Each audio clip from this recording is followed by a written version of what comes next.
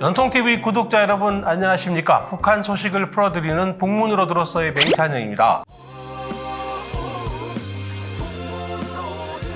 지난 4일과 5일 북한의 김여정 제1부부장과 통일전선부 대변인 담화를 통해서 남측을 향해서 연일 아주 강경한 어조로 비난을 쏟아내고 있는데요. 8일부터는 개성공단에 있는 남북연락사무소를 통해서 우리가 지금 전화를 계속하는데 전화를 안 받고 있습니다. 표면상 북측이 빌미로 삼은 것은 일부 탈북자 단체가 대북 전단을 살포하는데 이걸 남측 당국이 막지 않고 왜 방치하느냐 이런 거지만 속내를 살펴보면 작년 2월에 베트남 하노이에서 열렸던 북미 정상회담이 실패로 끝난 이후에 꾹꾹 누적됐던 북한의 불만이 한꺼번에 이제 폭발한 것이다, 이런 분석이 지배적입니다. 이런 북측의 주장을 간략하게 줄이면 남측 정부를 믿고 9.19 군사합의도 체결했고 문재인 대통령을 평양 시민들 앞에 세워서 연설도 하게 했고 그리고 김정은 국무위원장이 하노이까지 트럼프 대통령 만나려고 기차까지 타고 갔는데 도대체 진전된 게 뭐가 있느냐, 심지어 대북 전단 살포까지 막지 않고 있는 걸 보면 무성의한 거 아니냐, 이런 주장으로 요약할 수 있습니다. 어디까지나 북측의 주장이 그렇다는 겁니다. 북한 통전부 대변인의 담화 내용 중에서 관심을 끄는 것은 우리도 이제 남측이 몹시 피로해할 일판을 준비 중이고 이제 시달리게 해주려 한다, 이런 표현이 있습니다. 남측이 몹시 피로해할 일판이라는 것은 사실상 군사도발을 시사한 게 아닌가, 이런 분석이 많습니다. 군사도발은 남측을 겨냥한 것과 미국을 겨냥한 것이 있을 수 있겠는데 지금까지 나온 맥락을 보면 미국보다는 남측을 겨냥한 군사도발일 가능성이 높아 보이네요. 2018년 군사합의로 남북 간의 군사적 긴장을 완화하는 많은 조치들이 이루어졌거든요. 그런데 군사합의의 공식적인 파기 선언까지 가지는 않는다 하더라도 사실상 파기에 준하는 조치들이 시행될 가능성이 있습니다. 비무장지대 내에 남북한이 각각 11개의 감시초소 GP를 철거했죠. 이걸 다시 설치하려고 할 수도 있고요. 지상과 해상, 공중에 설치한 적대행위 중단구역, 완충지대라고도 합니다만 이 완충지대에서 군사훈련을 다시 재개할 수도 있습니다. 또 닫아뒀던 서해 해안포의 포문을 다시 열고 포사격 훈련을 할 수도 있죠. 미국을 겨냥한 군사도발도 가능성이 없지는 않습니다만 지금 도널드 트럼프 미국 대통령이 코로나19 사태와 최근의 시위 확산으로 인해서 매우 예민해져 있는 상황이어서 미국을 자극하는 어떤 신형 장거리 탄도미사일 발사 같은 이런 도발은 선택하기가 쉽지 않을 겁니다. 비군사적 조치로는 북측이 이미 언급한 개성공단에 있는 남북연락사무소를 폐쇄하거나 그보다 더 강한 조치로 개성공단의 완전 철거 선언을 할 수도 있습니다.